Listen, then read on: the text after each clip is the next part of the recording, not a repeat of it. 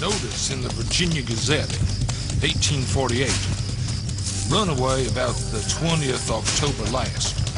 Will, 5 feet 8 inches high, middling black, well made, and Peter, 5 feet 9 inches. Has a wife at Littletown. Reward offered to any person who will kill the said Negroes and bring me their heads.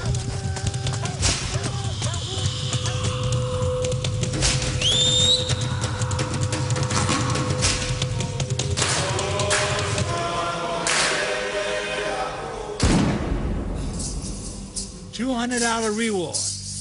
Run away from the subscriber. $200 reward. Run away.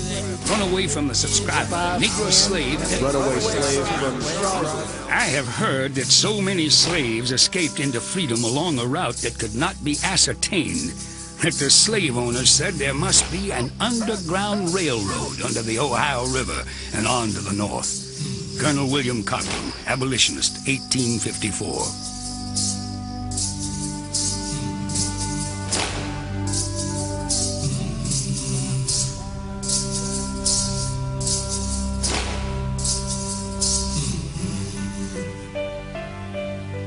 When you hear the words Underground Railroad, do you imagine a train rolling north along underground rails? Do you see poor, shivering slaves being led through trapdoors and dark tunnels? Well, if that is what you see the myth.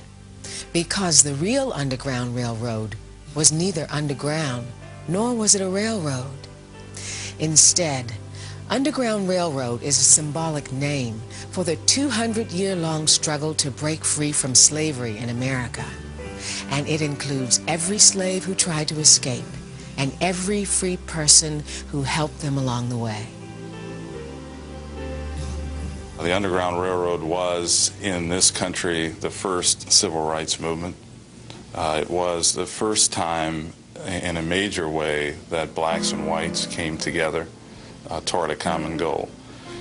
They showed tremendous courage, they showed cooperation, and most importantly, they showed what was important to this country, the quest for freedom. Oh, freedom. Oh, freedom.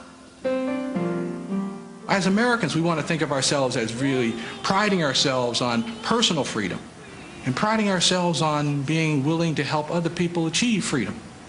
And so the Underground Railroad in that regard becomes the all-American story, the story of those who refuse to accept slavery and those who refuse to accept the denial of other people's freedom.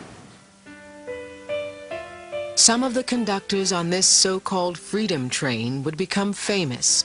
Frederick Douglass, Harriet Tubman, Henry David Thoreau, and Harriet Beecher Stowe were all dedicated and celebrated champions of freedom. But for every well-known worker along the line, there were thousands more whose names are lost to history. Men and women who dedicated themselves to providing a sanctuary for enslaved Africans and worked without fanfare for one of the most important reform movements in American history. The mythology of the Underground Railroad revolves around notions that there were really organized groups of people, mainly white, who either went into the South themselves or in some way reached into the South to help runaways into freedom in the North. As in all myths, some of that's true. But the fact of life is that the average escapee started the journey on his or her own and were helped along the way in all kinds of unexpected ways, mainly by strangers. Think about the difficulty of making an escape. I mean, if you're a fugitive slave, there are no maps that you can use. Your knowledge of areas outside the plantation, generally not very great. There is danger at every turn. And of course, you didn't want to fail, because the consequences of failing could be unthinkable. It was especially difficult for women to make this decision. After all, women, having charge of the children, had additional burden. I mean, it doesn't take great imagination to understand how difficult it is to try to escape with an infant. She felt that she had rather be drowned than to be captured and separated from her child. And nerved with a strength such as God gives only to the desperate, with one wild cry and flying leap, she vaulted over the turbid current, by the shore onto the raft of ice beyond. 1,000 lives seemed to be concentrated in that one moment to Eliza. Uncle Tom's Cabin, 1852. No one knows for certain, but it is believed that one way or another, as many as 100,000 slaves traveled the invisible rails of the Underground Railroad. Many made it to freedom. Most did not. But the probability of recapture or even death was a risk they were willing to take. Because for as long as there was slavery, there were men and women who tried to escape.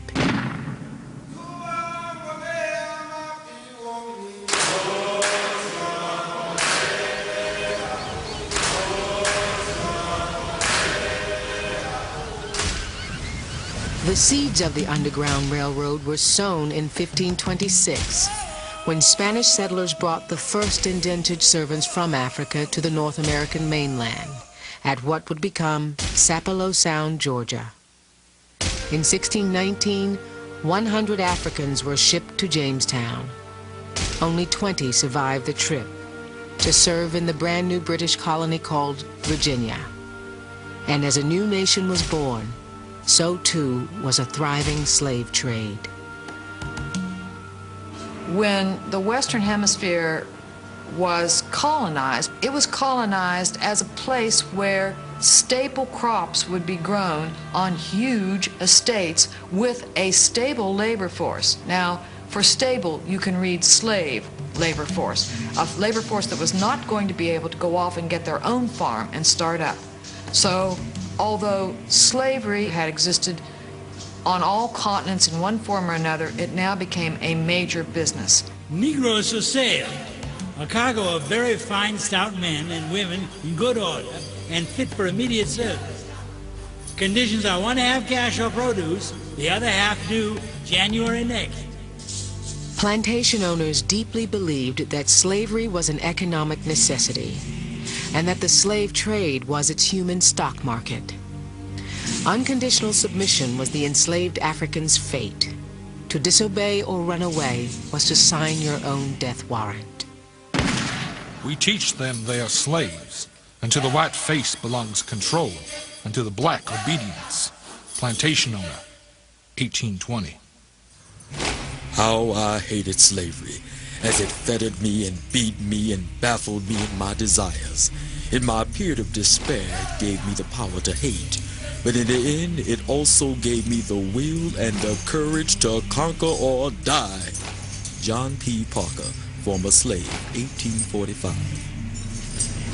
Don't forget that slavery, theoretically, in its purest form, is absolute power of one person over another person. I don't have to tell you what horrible possibilities that conjures up. Life for enslaved Africans during slave time was like hell.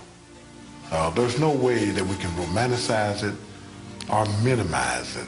Never having that free will to even think or do for yourself. I can't even fathom what that life would be like. To be relegated to boy all of your life until you became so old that you couldn't work. So what manner of people are we? What manner of people are our ancestors that they could endure and hope and pray and struggle that a better day would come?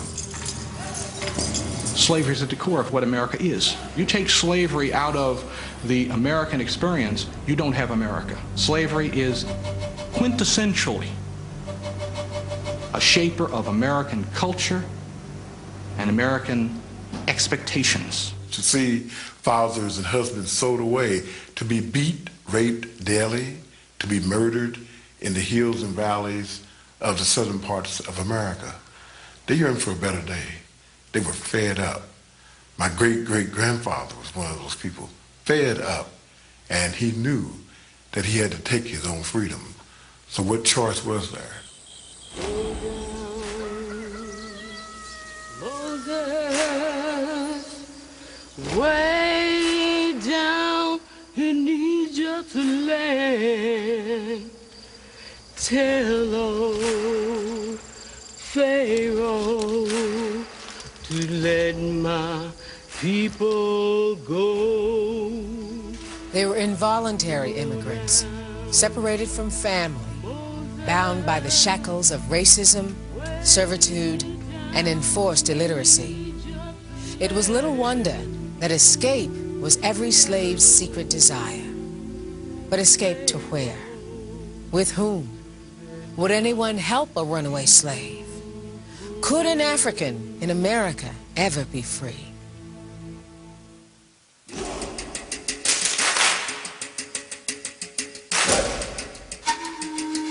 We think of the route to freedom as running in one direction, running from the south to the north. But it's important to remember that in the 1600s and 1700s, before the Revolutionary War, slavery was legal in all 13 colonies and in Canada. And a runaway slave was just as likely to be recaptured or killed in the north as in the south. Right here in the heart of Philadelphia, the so-called city of brotherly love, they sold slaves on auction blocks. There were slaves in Boston. There were slaves in New York City. There were slaves in New Jersey. There were slaves all through New England. We were programmed early in our schools that all slavery occurred in the South. That isn't true. So for the earliest pioneers of the Underground Railroad, there were very few options.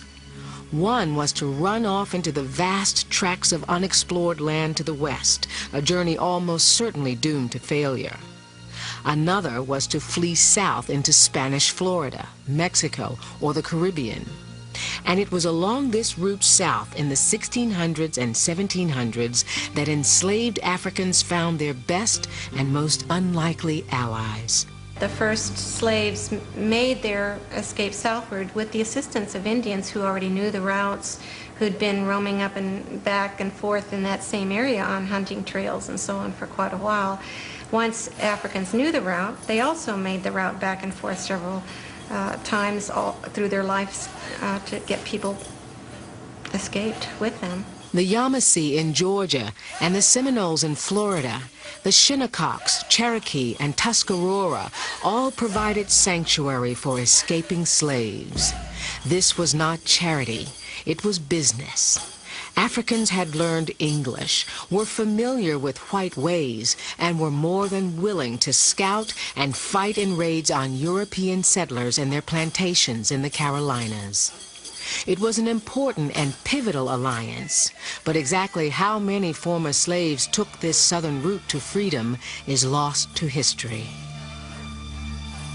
The number of slaves who allied with Native Americans in the 17th and 18th centuries may be unknown, but many of their descendants still live with the tribes they joined more than 300 years ago.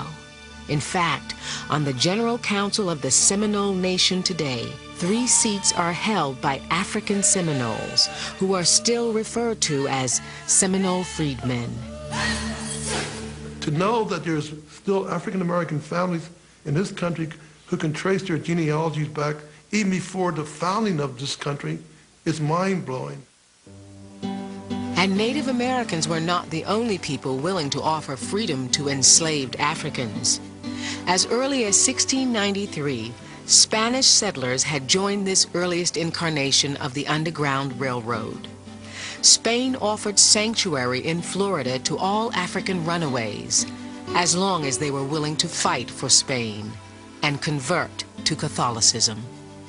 It is a religious effort, but it's clearly a political effort also to ruin those Carolina plantations and draw off more slaves. And Africans that are strong enough to get there are freed if they become Catholic. And then they become citizens just like anybody else in the community. They get land and eventually enough people so that they have a town of their own called Gracia Real de Santa Teresa de Mose. Referred to on English maps as Fort Mosa, this was the first legally sanctioned free black community in North America. The settlement was abandoned after Spain ceded Florida to the United States. Fort Mosa would have been lost to history forever if not for this photograph. This is thermal imaging from the Space Shuttle Atlantis, revealing the original foundations of the Fort Mosa settlement sunk into swampland. Today, Fort Mosa is a National Historic Landmark. The free African settlers at Fort Mosa may have been the first, but they were by no means the last. To the north, the number of free Africans was slowly increasing. In the 1600s, European ship crews included Africans who chose to stay in North America and raise a family. And there were some enslaved Africans early on who were able to slip through the net of slave law. In the 1700s, these freedmen, as they were called, the most minor of all minorities, began to grow through births, freeing by masters, self-purchase, and successful escapes. And from the very beginning, these men and women actively worked for the cause of freedom and the abolition of slavery. In 1769, freedmen joined both sides of what was becoming the War of Independence. Many joined with the American revolutionaries, including Crispus Attucks, a former slave who was killed by British redcoats in the Boston Massacre of 1770. But others sided with the Tories and the British troops. When African Americans fought in the Revolutionary War, think about it here, they fought for a slaveholding nation. Whether they fought for the British, slaveholding nation, or the Americans, slaveholding nation, they didn't fight for slavery. They fought because they thought that the result of that fight would end in freedom. When our family first came to these shores, we came as indentured servants. We weren't slaves at all, and that was in the late 1600s. 100 years later, we have the Revolutionary War, where this big battle for freedom. Everybody got freedom except us. We got slavery. And economics dictated that slavery would become concentrated in the South, where cotton was king. Slavery was critical to the Southern economy. It was also critical to the political power structure of the South. You know, by 1840, cotton was the most valuable export of this nation, not of the South, of this nation. By 1840, it was more valuable than every single thing this nation exported put together. That's power for you.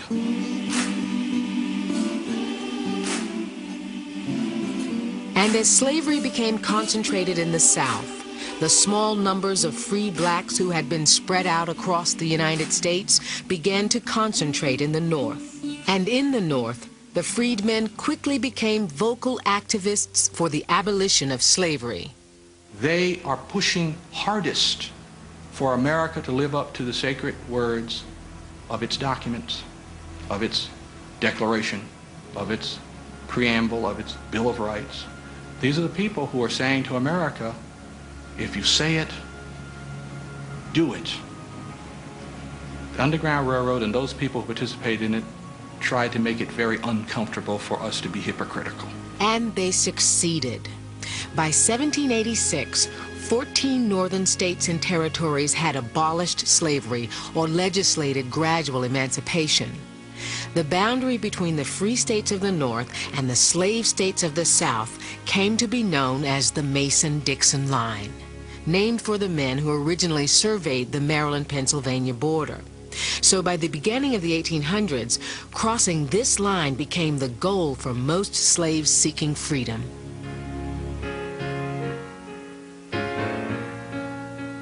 By word of mouth, through song and story, slaves began to learn that there was a new place where they might find sanctuary and freedom.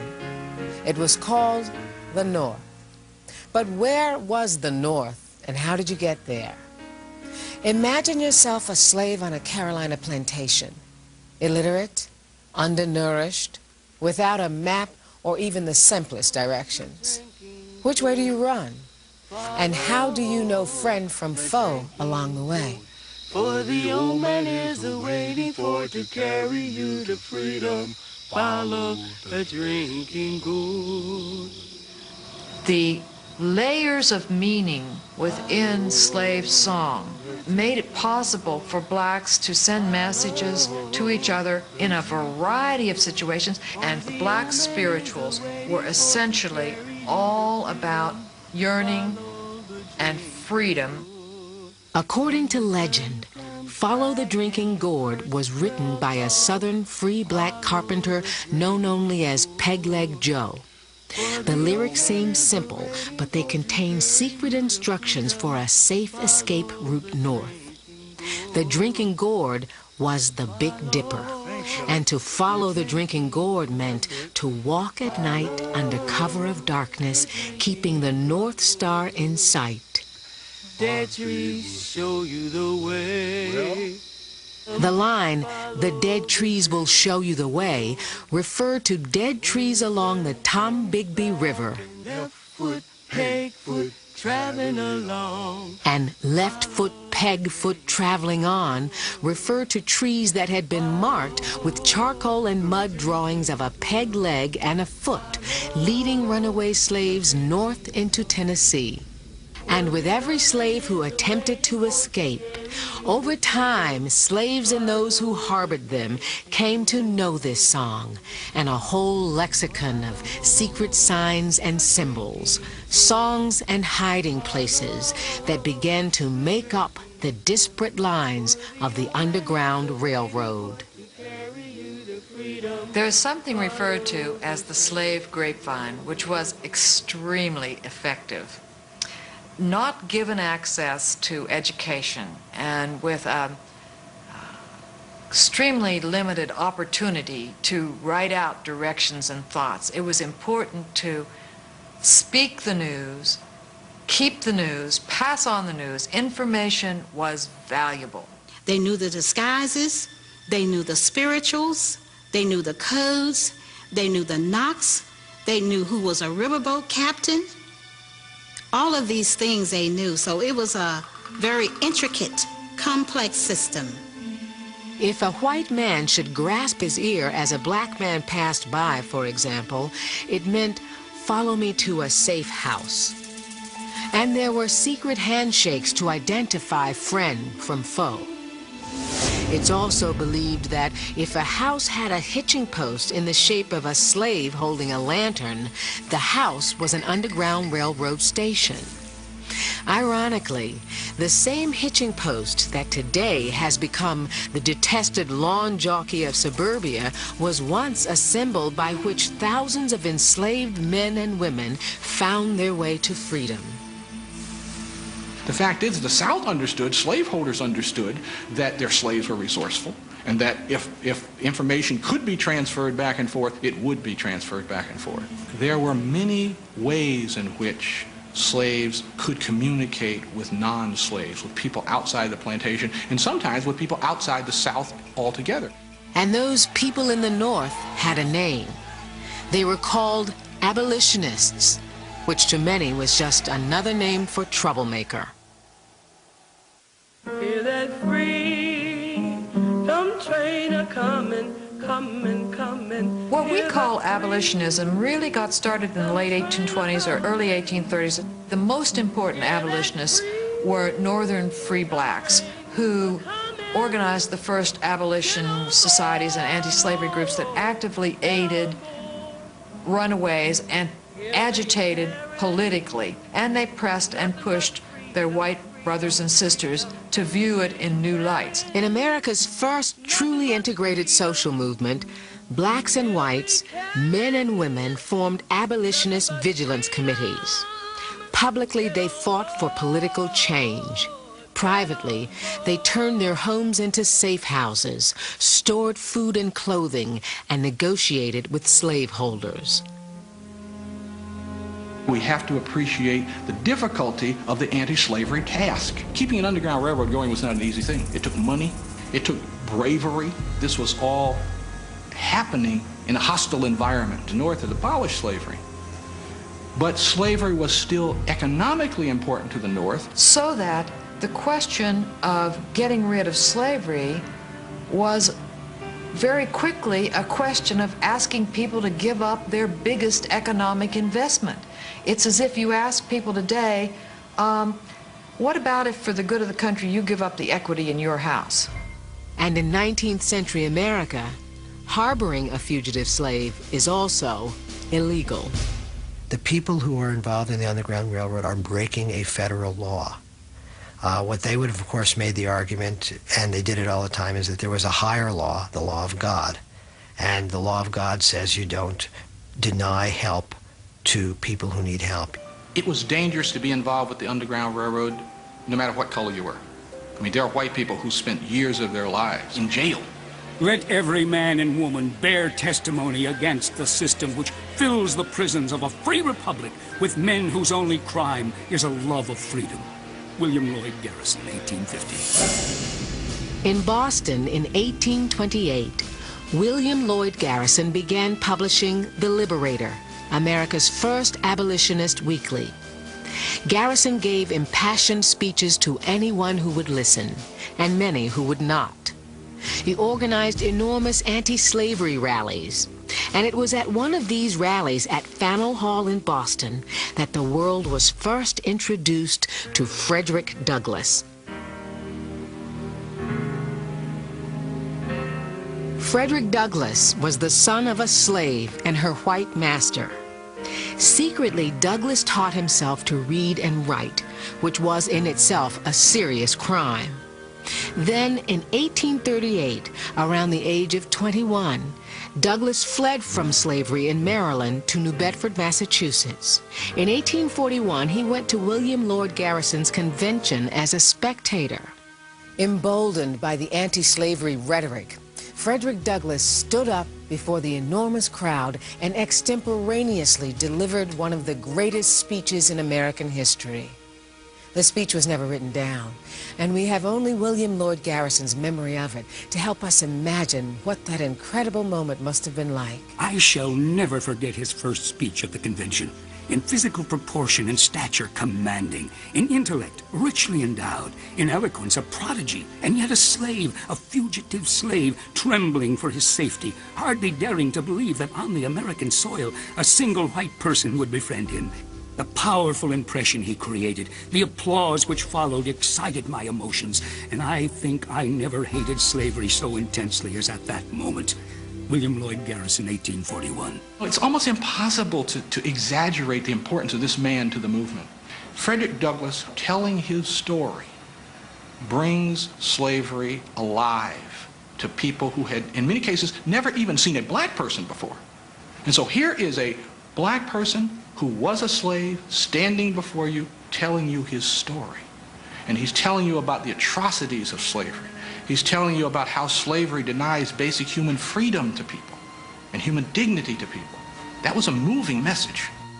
The wife of Master Giles Hicks, with her own hands, murdered my wife's cousin, a young girl between 15 and 16 years of age, mutilating her person in the most shocking manner. The atrocious woman, in the paroxysm of her wrath, not content with murdering her victim, literally mangled her face and broke her breastbone. So I say, the only true remedy for the extension of slavery is the immediate abolition of slavery. Frederick Douglass, 1845. Douglass went on to write his autobiography and published an anti-slavery newspaper, The North Star. He helped dozens of fugitives to freedom, many of whom simply appeared at his doorstep in Rochester, New York. But while Douglass's home was an unofficial station along the Underground Railroad, his greatest contribution to the movement was the leadership he inspired in others. Conductors along the route whose names are lost in obscurity, but who are no less important in the history of the Underground Railroad.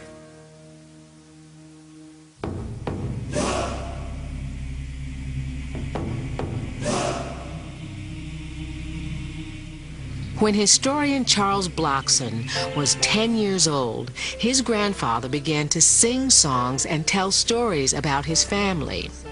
His grandfather, James Blockson, and his cousin, Jacob Blockson, had been slaves who'd run away underground. But like thousands of others who'd fled north along invisible rails, the Blocksons had kept the secrets of the Underground Railroad locked in their hearts until they died. Years later, when Charles was a grown man with a family of his own, he was in a used bookshop in Philadelphia where a ragged old book caught his eye. The cover was torn. I had it rebound since. It said Underground Railroad. And I opened the book up, and there was a portrait of William Still. And lo and behold, the next page I opened to was 488. And I was thunderstruck when I read that arriving from Sussex County, Delaware, in 1858, Jacob Blockson, George Allagood, Jim Allagood, and George Lewis.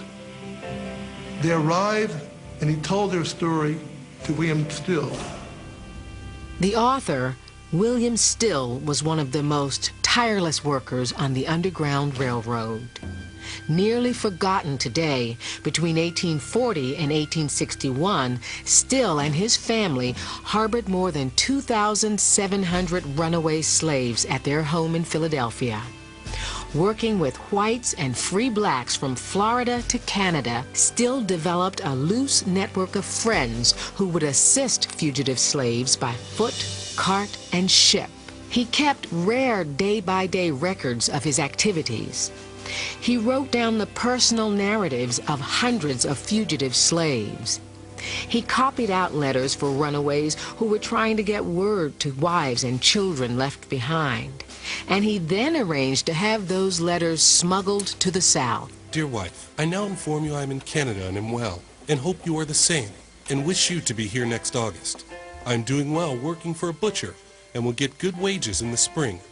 I now get $2.50 a week. I expect you, my wife Leanne, and our sons Alexander and Louis and Ames will all be here soon, and Isabella also. If you can't bring all, bring Alexander surely.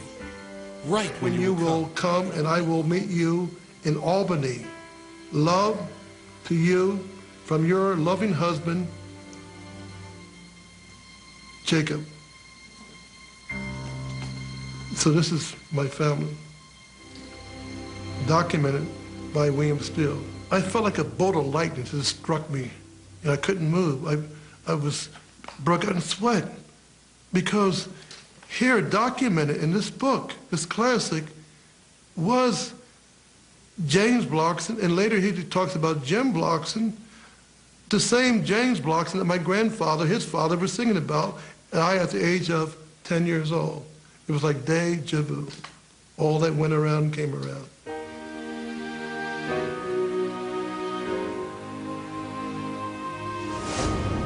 He was a first-person participant. His contribution to our knowledge is enormous, and he put down names, he put down masters' names. It's an incredible body of material. And William Still's personal story is no less remarkable. William was a free-born black, but his mother, Charity, was an escaped slave. Before William was born, Charity worked on a Maryland plantation and had two sons, Peter and Levin. She tries to escape with her children. She fails. She is brought back. And after a long time, she determines that she's got to escape. But this time she makes the decision to escape and leave her children behind. Can you imagine what a decision that is for a mother to make? So she strikes out. She leaves her children with her mother, who was also a slave on the same plantation. And Peter, being only 6, he was crying for his mama. Granny, I want my mama. Well, Peter, there's a place not far from here called Philadelphia. Can you say Philadelphia, Peter? I could say Philadelphia, Granny. Well, Peter, when you get down there where they taking you, mayhap you find a white man you could trust, and you tell them you got stole from your mama from a place called Philadelphia. In a paroxysm of rage, Charity's master took the two boys away from their grandmother and sold them to another slaveholder in Mississippi, literally selling Peter and Levin down the river.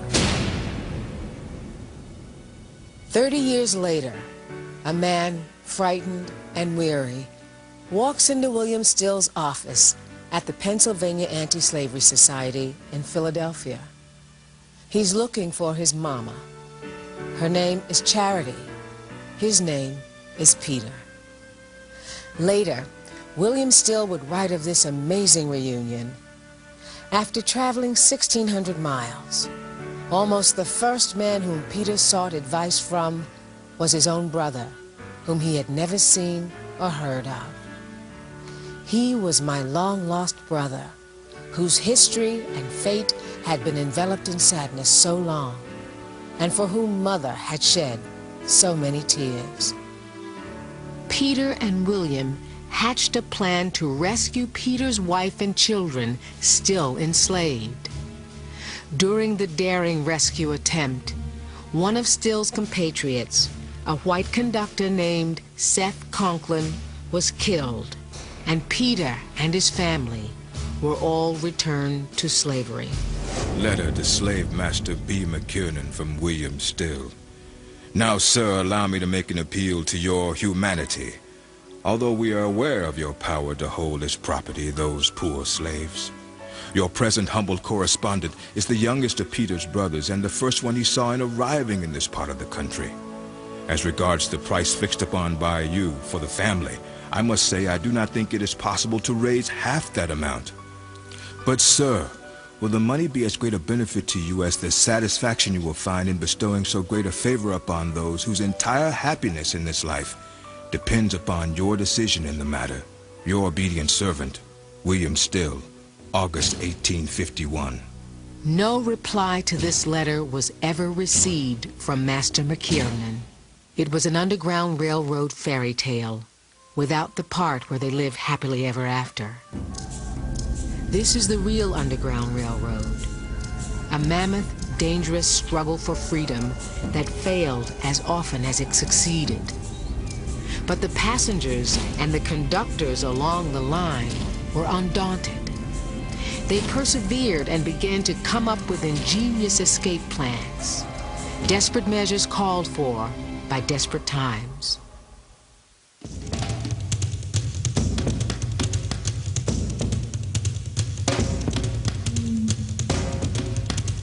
Sometimes we think of the Underground Railroad as that thing where people who were free reached out to helpless, passive slaves and lifted them out of slavery. But the slaves were in no way passive in this process. And in fact, in most of the cases, you had to get to major northern centers before you would encounter that thing that we think of today as the Underground Railroad. I mean, once you got to Philadelphia, sure, then you could go to William Still's office. But what would you do in rural Virginia before you got to a place where it was even feasible for you to make a successful escape to a place like Philadelphia? And slaves were ingenious in the ways that they concocted to achieve their freedom. The box which I had procured was 3 feet 1 inch long, 2 feet 6 inches high, and 2 feet wide. On the morning of the 29th day of March, 1848, I went into the box. Having previously bored 3 holes opposite my face for air and provided myself with a bladder of water. Thus equipped for the Battle of Liberty, my friends nailed down the lid and had me conveyed to the express office. Henry Brown, former slave.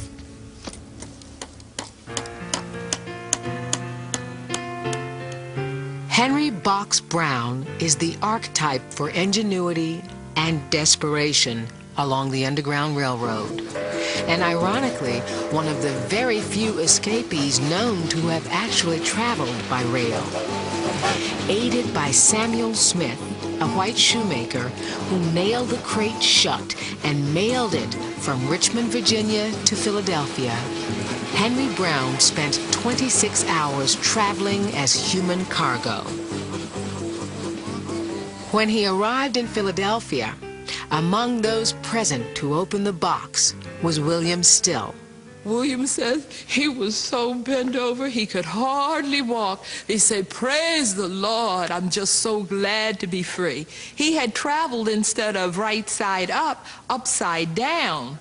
But freedom was so important that he didn't care. He was about as wet as if he had come up out of the Delaware, and very soon much touchingly did he begin to sing the hymn, "I waited patiently for the Lord, and he heard my prayer." William Still, 1848. The story of Henry Box Brown's escape made good reading, and even better advertisement for the abolitionist movement. Brown joined a small group of former slaves, including Sojourner Truth, whose eloquence made them a valuable asset on the anti-slavery lecture circuit in the United States and Great Britain. Henry Box Brown's Richmond accomplice, Samuel Smith, boxed up several more shipments of human cargo before he was found out. He served 7 years in prison, but wrote that he never regretted his actions. Just before Christmas in 1848, a slave from Macon, Georgia named William Craft dressed his wife, Ellen, who was extremely light-skinned, in the top hat and well-cut suit of a plantation owner. To hide the fact that Ellen had no facial hair, they contrived a bandage for a toothache and then a sling for a broken arm to conceal her inability to write or sign documents. Ellen also pretended to be deaf so that she would not have to speak. William pretended to be his master's loyal servant who spoke for him and handled all the travel arrangements. And so disguised, the Crafts traveled by stagecoach and train all the way to Philadelphia and then on to Boston. Unfortunately, the relative security runaway slaves were enjoying in the North was about to come to an end. The year is 1850, and the powerful cotton kings of the South are fed up with the growing number of slaves who are making it to the North. So Congress appeases them by passing the Fugitive Slave Act. In 1850, an entirely new law is passed. It's 4 long pages. It runs hundreds of lines of text. Basically what it does is make the law a federal enforcement issue so that the owner of the slave can now go to a federal commissioner, say my runaway slave is in your area. The federal marshal is obligated to arrest and seize the fugitive slave. There is no jury trial. The alleged fugitive slave is not allowed to testify at his own hearing, and the federal marshal is authorized to deputize anybody he needs to call out the Army, the Marines, the Navy, the Coast Guard, whatever it takes to get the fugitive slave back. Caution, colored people of Boston, one and all. You are hereby respectfully cautioned and advised to avoid conversing with the watchmen and police officers of Boston, for they are empowered to act as kidnappers and slave catchers. The Fugitive Slave Act was supposed to appease Southern slaveholders by making it easier for them to retrieve their runaways in the North. What it did to the black community was send it into a justifiable, deep concern that indeed some of the successful runaways from decades before would be kidnapped and sent to the South, and that people who had never been enslaved, who had always been occasionally kidnapped, would now be caught up in this and taken south and sold as well. Southern slave owners formed posses or offered exorbitant rewards to bounty hunters who began swarming north, threatening all blacks, not just fugitive slaves, with arbitrary arrest. Conductors fared little better than their passengers. Jonathan Walker, a white shipwright who attempted to ferry slaves from Florida to the free Bahamas, was ordered by a federal court to have his hand branded with the letters SS for slave stealer. The Fugitive Slave Law of 1850 was without a doubt unconstitutional. There were many clauses in that law that were so favorable to the South that freebooters, both North and South, took advantage of it and kidnapped free Negroes and sold them into slavery. In the state of Illinois, bordering on the Ohio River, nearly all the free Negroes were kidnapped and sold into slavery by 1851. Illinois Senator Shelby M. Cullen. Now, the Fugitive Slave Law of 1850 was a needed law, for the penalty attached to that law was all the hope the slaveholders had of ever recapturing their fugitive slaves. A.P. Stewart, General of the Confederacy. The Fugitive Slave Law in 1850 called upon non-slaves, black and white, to help in the return and the capture of fugitives. If a man is walking down the street and a fugitive runs by and slave catchers are chasing this fugitive, that man can be deputized on the spot and the person would be forced to help in the return of that fugitive under penalty of fine and imprisonment. The Fugitive Slave Law of 1850 was extremely effective in large part because it was so harsh. And the federal commissioners, they work by fees. And under the law, if you decide that somebody is a fugitive slave, you got paid $10. If you decide they're not a fugitive slave, you get paid $5. Now, the logic of this is kind of typical congressional logic. If you decide the person isn't a slave, all you do is say he goes free. If you decide he is a slave, you have to fill out a lot of paperwork. So you did more work, you should get paid more money. But for Northerners, this is an attempt to buy justice. The northern United States was no longer a safe haven for escaped slaves. And so the Underground Railroad had to expand all the way into Canada, where slavery had been abolished more than 100 years before. Throughout Ontario, the Canadian government and American abolitionists funded black settlements with free housing and farmland. Canada was certainly not free from racism, but here in 1850, fugitive slaves could own businesses, expect fair treatment in court, and most importantly, they had the right to vote. By the end of the Civil War, more than 20,000 African Americans had resettled in Canada. But getting to Canada was getting tricky, and in 1850, William and Ellen Craft were caught in the crossfire of the Fugitive Slave Act. They had reached Boston and were immediately sent into hiding. They were hidden in the home of Lewis Hayden, a former fugitive slave who, with his wife, Harriet, had provided a refuge for hundreds of escaping slaves. The Fugitive Slave Law came literally to their front door. Slave catchers come to town. Lewis Hayden piles kegs of gunpowder on his front porch, and he stands there with a torch, and he says, "You will not take a slave from this building." And he threatens to blow everybody up, including the slave and the slave catchers and himself up, before he will allow the slave to be taken. He discourages the slave catchers. Other blacks show up, and eventually these catchers of slaves leave the city. While the Fugitive Slave Law of 1850 resulted in the unjust capture and death of countless African Americans, ironically, it also had positive effects its legislators had never intended. Many people in the North, who had cared little about slavery until then, turned against it. It re-energized and led to the expansion of Underground Railroad routes, and it inspired one woman to lay her life on the line again and again for the cause of freedom. That woman was Harriet Tubman.